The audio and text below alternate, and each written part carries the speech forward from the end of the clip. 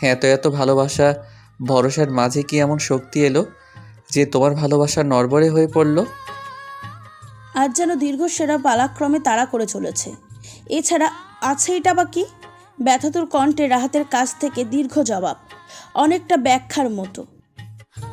প্রায় মৃত্যুশয্যায় ঢলে পড়া উর্মিকে নিয়ে হাসপাতালে কঠিন সময় আমার। সাপোর্টের পরিবর্তে আত্মীয় স্বজনদের কান পড়া বেশি পেয়েছি। আত্মীয় স্বজনরা আফসোস করে বলতেন উর্মিকে নিয়ে আমি নাকি সংসার করতে পারবো না। প্রতিনিয়ত তাদের মন্তব্যকে হাওয়ায় উড়িয়ে দিতাম, ভাবতাম একটুখানি স্বস্তি মিলল। তখন কিন্তু আমাকে মানসিক সাপোর্ট দেওয়ার মতো কাউকে পাইনি। নিজেকে নিজেই যতটুকু ভরসা দিতে পেরেছি ততটুকুই। হয়তো উর্মির অবস্থা দেখে কেউ আমায় সাহস দেওয়ার বিষয়টা মাথায় আনতে পারেনি। সন্তানের জন্য মায়ের চেয়ে আপন কেউ হয় না। ভারী বুক হালকা করতে মাকে বেছে নিলাম। আমার নিয়তি কি ভীষণ নিষ্ঠুর। মা আমাকে আশ্চর্যের শেষ প্রান্তে নিয়ে ছাড়লো। তিনি বললেন, হাসপাতাল থেকে বাড়ি ফেরার পরই তুই উর্মিকে তালাক দিবি, ও আর সংসার করার যোগ্য না। আমি সেদিন ছিটকে পড়লাম, চরম বিরোধিতা করলাম মায়ের। শেষ পর্যন্ত মা আমার টিকে থাকতে দিল না। প্রতিনিয়ত একই কথা বলে যন্ত্রণা দিয়ে গেলেন। ধীরে ধীরে আমার মস্তিষ্ক বিকল হতে শুরু করলো। একটুখানি মানসিক শান্তি খুঁজতাম সবখানে, সবার কাছেই মিলতো শুধু খা খা শূন্যতা। ততদিনে উর্মির পরিবারকেও মা জানিয়ে দিলেন ডিভোর্সের কথা। দুপক্ষের মনোমালিন্য সৃষ্টি হলো। আমি যখন ভরসা হয়ে উর্মির পাশে দাঁড়াবো, তখন মা আমায় কসম দিয়ে বসলেন আমি উর্মিকে না পরিহার করলে তিনি স্বইচ্ছায় মৃত্যুকে বেছে নেবেন। যখন আমার সবচেয়ে বেশি মায়ের সাপোর্ট দরকার ছিল, তখন মা আমার ছিন্ন ভিন্ন করে দিলেন। তবু আমি উর্মির দিকে পা বাড়াতে চাইলাম। এবার মা বেশ কোমর বেঁধে নামলেন। শাড়ির আঁচল থেকে ছোট্ট একটা প্যাকেট দেখিয়ে বলেন এক্ষুনি পানিতে গুলে খেয়ে নেবেন। যার জন্য আমি দায়ী থাকবো, কাউকে জানাবো, সেই পথও মা খোলা রাখলেন না। সন্তানের কাছে সবচেয়ে আপন মা, আর এটাকে পুঁজি করে মায়া এসব করলেন। সবকিছুতেই নিজের মৃত্যুর ভয় দেখাতে লাগলেন আমায়। অবাক লাগছে, এতটা মানসিক চাপে আমি কেন পাগল হয়ে যাইনি। তবে হয়তো পরিস্থিতি এমন হতো না, উর্মিকে ছাড়তে হতো না। আমি শুধু এক গাদা লেখা ভর্তি কাগজের স্বাক্ষর করেছি, কিন্তু মুখ দিয়ে বা মন থেকে কখনো তালাক শব্দটি উচ্চারণ করতে পারিনি।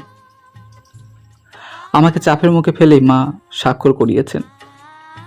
রাহাতের জলে টইটুম্বুর চক্ষুঝরা আবেশে মুদে এলো। বেদনায় এক ফোঁটা জল চিবুক স্পর্শ করলো। শামীম এবার প্রচণ্ড অবাক হলো, হতবিহ্বল হলো মায়ের কর্মকাণ্ডে। নিজেকে অপরাধী মনে হলো। সত্যিই তো, সে নিজেও তো সেই দুর্বিষহ সময়টাতে রাহাতের কাঁধে হাত রেখে বলেনি আমি তোমার সাথে আছি ভাই। ভাইয়ের শক্তি হয়ে দাঁড়ায়নি সে, কেবল নিজেকে নিয়েই ব্যস্ত সময় পার করেছে। আমরা প্রত্যেক আপন দৃষ্টিতে নিজ জায়গায় সঠিক হলেও অন্যের দৃষ্টিতে সবাই স্বার্থলোভী। অন্যের দৃষ্টিতে আমাদের সত্যিকারের সত্তা প্রকাশ পায়।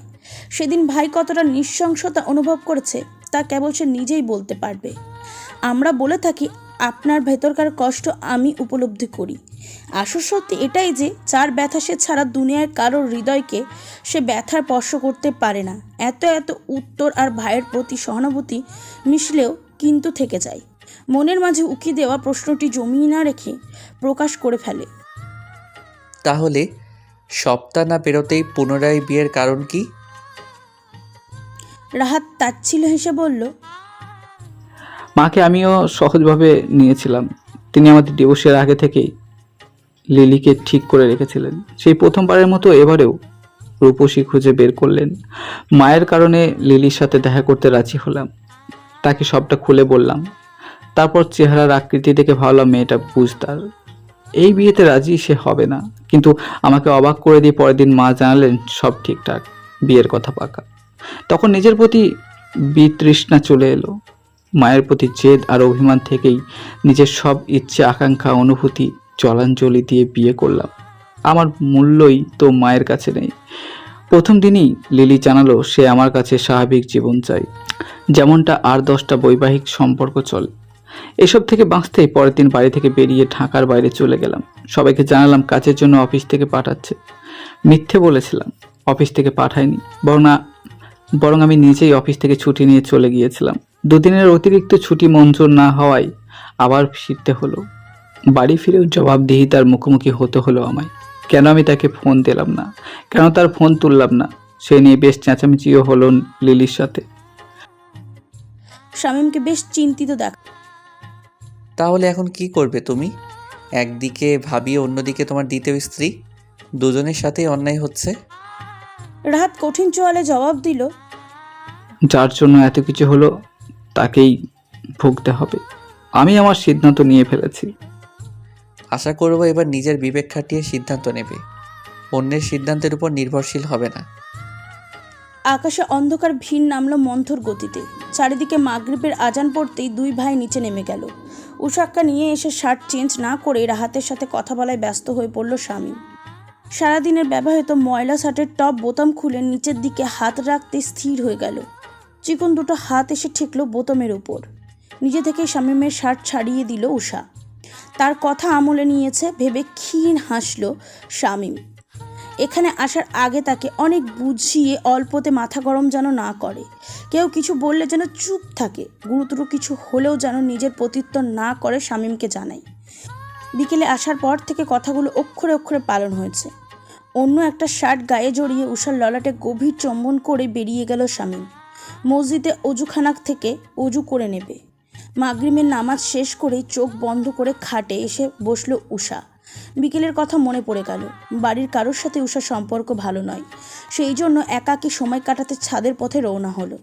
কয়েক সিঁড়ি বাকি রেখেই দাঁড়িয়ে পড়ল দুই ভাইয়ের কথোপকথন। যদি আড়ি পেতে শোনা উচিত কাজ নয়, তবু রাহাতের এমন সিদ্ধান্তের রহস্য জানতে দাঁড়িয়ে পড়ল সে। আজান পড়ার সাথে সাথেই ওদের আগে সে নেমে গেল। এতদিনের দৃশ্যপট যেন মুহূর্তেই পাল্টে গেল। খেয়ে এসে শামীমের আগেই শুয়ে পড়ল উষা। মশারি টানানো না, দু একটা মশা কানের কাছে গুনগুন করে ঘুরে বেড়াচ্ছে। বিরক্ত হয়ে দাঁতের দাঁত চেপে উষা বলল, এত দাঁড়াবার পরেও যাচ্ছে না, অশিক্ষিত মশার দল। শামীম ঘরে প্রবেশ করে শুনতে পেল, তার খুব হাসিও পেল। কৌতুক স্বরে বলে বসল, কাল থেকে তোমার সাথে ভার্সিটিতে নিয়ে যেও। শিক্ষিত মানুষের সাথে থেকে মশাও শিক্ষিত হয়ে যাবে। উষা বলল, আপনি শিক্ষিত মানুষ হয়ে কিভাবে অশিক্ষিত মশা চাষ করেন? এদের দুই একটা ক্লাস নিতে পারেন না?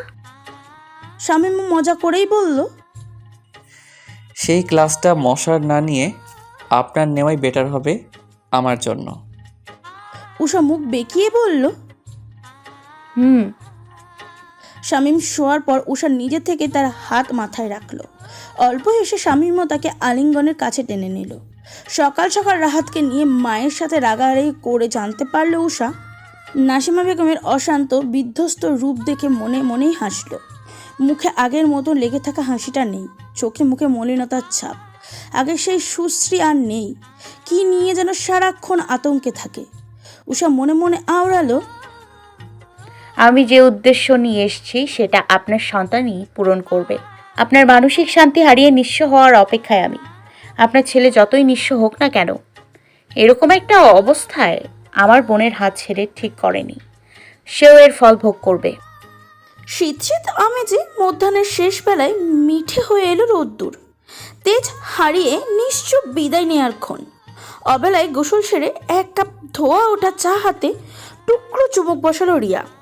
গোসলে গিয়ে একটা ব্যাপার লক্ষ্য করেছে, শরীরে বেশ কিছু জায়গা সাদা রোগের ফোঁটা চিহ্ন। অনেক আগে খেয়াল করলেও পাত্তা দেয়নি সে। আজ হঠাৎ নজর পড়ল, ফোঁটা চিহ্নগুলোর আকৃতি ক্রমশ দীর্ঘ হচ্ছে। আর একটা ভয়ঙ্কর ব্যাপার হলো, গালের এক পাশেও গলাতেও এই রকম চিহ্ন ফুটে উঠেছে। সে ধারণা করলো পড়ার চাপে রাত জাগতে হয় বিধায় এমন পরিবর্তন দেখা দিয়েছে। এখন ব্যস্ততা কমেছে, খাওয়া আর ঠিকঠাক ঘুম প্রয়োজন, তবেই সব কিছু আগের মতন হবে, স্কিন ঠিক থাকবে। বিয়ের পর আজ প্রথম ক্লাস ছিল উষার। বাড়ি ফিরে একাকী সময় কাটাতে গিয়েও কেমন ফাঁকা ফাঁকা লাগছে। ভাবলো রিয়ার সঙ্গে কিছুক্ষণ গল্প করা যাক। তার সাথে বিয়ের পূর্বে রিয়ার সম্পর্ক ভালো ছিল। বিয়ের পর পরিস্থিতির কারণে হয়তো কথা বলা হয়নি। তার উপর সেদিন শাশুড়ির উপর জেদ মেটাতে গিয়ে অযোধ্যায় মেয়েটাকে টেনে আনলো। আর একটা সরি প্রাপ্য ভেবে রিয়ার ঘরে পা বাড়ালো উষা। দরজার ওপারে দাঁড়িয়ে দুইবার ঠক ঠক শব্দ তুলল। ভিতর থেকে রিনরিনের সুর ভেসে এলো, এসো। নৈশ শব্দে প্রবেশ করলো উষা। পায়ে কোনো ব্যস্ততার ছাপ নেই, যেন সব কিছু সুস্থ স্বাভাবিক হওয়া চাই। উষাকে নিজের ঘরে দেখে বেশ অবাক হলো রিয়া, কেননা সেদিন দুজনেই অল্প কথায় খুব বাজে একটা পরিস্থিতি তৈরি করেছিল। এরপর আর কথা হয়নি দুজনায়। রিয়া উৎসুক হয়ে জানতে চাইল, হঠাৎ আমার ঘরে? উষার প্রশ্নে জবাব না দিয়ে উল্টো প্রশ্ন করল। পাশে বসতে পারি? রিয়া চেপে বসে একপাশে জায়গা করে দিল। লজ্জিত ভঙ্গিতে বলল উষা, সরি সেদিনের ঘটনার জন্য। তোমার দোষ ছিল না, তবুও অযথা তোমাকে টেনে আনলাম। মাথা গরম ছিল আমার। রিয়া শুকনো হেসে বলল, ইটস ওকে, আমি তেমন কিছুই মনে করিনি। মায়ের কথায় তোমার খারাপ লেগেছে বিধায় তুমি আমাকে বলছো। দোষ আমাদের পরিবারেরও আছে। উষার চোখে তীব্র অপরাধ। নত দৃষ্টি উঁচুতে তুলে আশাবাদী চোখে চাইল সে।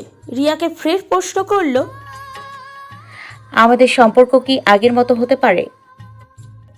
রিয়া এবার সত্যিই হাসলো, মিষ্টি হেসে বলল, সেদিন তো ভাবি ডেকেছি, আজও কি ভাবিই ডাকবো? দুজনে একে অপরের দিকে তাকিয়ে হেসে ফেলল। খুব ভালো সময় কাটালো উষা। আজানের মিষ্টি সুর কর্ণগোচর হতেই উঠে পড়ল। তার যাওয়ার পথে বেশ কিছুক্ষণ তাকিয়ে রইল রিয়া। পরক্ষণে উর্মি কথা ভেবে দীর্ঘশ্বাস ফেলল। মা ভাই কিভাবে এমন একটা মিষ্টি মেয়েকে সংসার ছাড়া করলো? এদের নিয়তি বড্ড খারাপ। নয়তো এমন হিরে কেউ হাতছাড়া করে? সেখানে মায়ের সিদ্ধান্তে ভাইও সামিল ছিল, সেখানে ভাবির হয়ে কথা বলাটা বোকামি। তবুও সে বোকামি করেছিল রিয়া। মায়ের হাতে গড়ে ওঠা সংসারে তার ছায়া থাকতে গিয়ে খামোশ হতে হয়েছে। যেখানে সিদ্ধান্ত নেওয়া ঠিক, সেখানে পরের মেয়ের পক্ষ নিয়ে রিয়ার মতামতের কোনো গুরুত্বই ছিল না। লিলিকা নাসিমা বেগম ঘরে বেশিরভাগ সময় কাটাতে দেখা যায়। মেয়েটার মতিগতি বুঝতে পারে না উষা। কখনো মনে হয় মেয়েটা খুবই সহজ সরল, আবার মত বদলে যায়। মনে হয় ওহো, এ খুব চালাক প্রকৃতির মেয়ে। আজকাল উষা যেন তার চোখের কাটার মতন। যদিও প্রকাশ্য তাদের মধ্যে কোনো দ্বন্দ্ব নেই, তবুও লিলির চাহনিতে এতটুকু উষা ঠিকই টের পায়। নাসিমা বেগমের কথার জের ধরেই কোনো কাজকর্মে হাত লাগায়নি উষা। আজ মদ পাল্টে রান্নাঘরে ঢুকলো, নিজের দোষগুলো একটু একটু করে উপলব্ধি করলো। নাসিমা বেগমের মতো একই কাজ করলে তাদের দুজনের মধ্যে তফাৎ রইল কি? সে নিজে তো দোষীর সাথে বিনা দোষীকে মিশিয়ে বেয়াদপি করছে। নিজের দোষ দেখতে পেলেও সব কিছু সে ভুলে যায়নি। বোনের মুখটা ভেসে উঠলেই ভেতরকার হিংস্রতা বেরিয়ে আসে। নাসিমা বেগমের সাথে তার সম্পর্ক ইহজন্মে আর ঠিক হবে না, তবে যথাসম্ভব এড়িয়ে চলে তাকে। সৃষ্টিকর্তার বিচারের অপেক্ষায় সে। উষার যতটুকু মনে হয়েছে, রাহাত একটা অঘটন ঘটিয়েই ছাড়বে। বড়সড় ঝড় আসবে নাসিমা বেগমের উপর। তবে সেটা কি হতে পারে তা উষার ধারণার বাইরে। রান্নায় খুব বেশি পটু না হলেও কিছু কিছু রান্না পারে সে। বাকিটা মায়ের রান্না দেখা দেখি থেকেই চালিয়ে দেবে। লিলি অর্ধেক পথ এসে ফিরে গেল। উষাকে দেখে আর রান্নাঘরে এলো না। কোথাও না কোথাও মেয়েটার জন্য তার মনে ক্ষোভ জমে আছে, তাই আর এগোলো না। টুকটাক কাঁচা হাতে মোটামুটি রান্না শেষ হলো। রিয়া নিজের জন্য চা করতে এসে অবাক হলো। বাহ, একা একা রান্না করা হচ্ছে, অথচ আগে আন্টি তোমার নামে নালিশ করতো কাজ করো না বলে। উষা হেসে ফেলল, বলল, ওই একটু আধটু। শামীম আজ দেরি করেই ফিরেছে। নিজের জন্য চা করে ঘরে ফেরার পথেই শামীমের সাথে দেখা। রিয়া মজার ছলে বলল, আজ তো পাতিলে খাবার থাকবে না, কারো বউ রান্না করেছে বলে কথা। উষা রান্না করছে শুনে খানিক অবাক হলেও শামীমের চেহারায় তা ফুটে উঠল না। বরং এইভাবে খুশি হলো উষা রিয়ার সাথে সম্পর্ক ঠিকঠাক করে নিয়েছে। হয়তো তার বোঝানো কাজে দিয়েছে। রান্নার শেষে ঘরে ফিরতে গা ঘেঁষে শামীমের আগমন। হাত জোড়া কোটি দেশের স্পর্শ করতেই কেঁপে উঠল উষা। হৃদয় ছলকানো শীতল ঢেউ বয়ে গেল দেহে। কানের লতিতে আলতো ছোঁয়ায় তড়িৎ বেগে ছিটকে পড়ল। কপালের ঢেউ খেলে গেল শামীমের। ভ্রু কুচকানো দৃষ্টিতে প্রশ্ন তুলল,